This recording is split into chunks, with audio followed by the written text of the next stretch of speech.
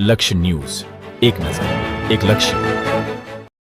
થાનગઢમાં વાસુકી દાદાના મંદિરે શ્રાવણના ત્રીજા સોમવારે ભક્તિનો મહાસાગર. શ્રાવણ માસના ત્રીજા સોમવારે થાનગઢના ગ્રામ્ય દેવતા શ્રી વાસુકી દાદાના મંદિરે ભક્તિ અને ઉત્સાહનો અદ્ભુત સંગમ જોવા મળ્યો.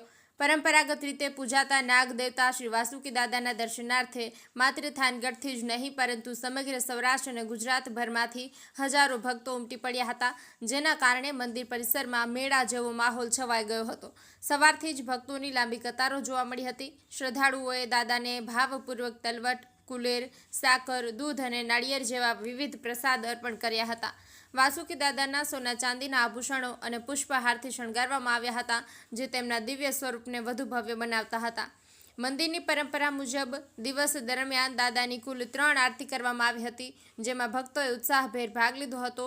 આરતીના સમયે વાતાવરણ ભક્તિમય બની ગયું હતું અને જય વાસુકી દાદાના નાદથી સમગ્ર પરિસર ગુંજી ઉઠ્યું હતું.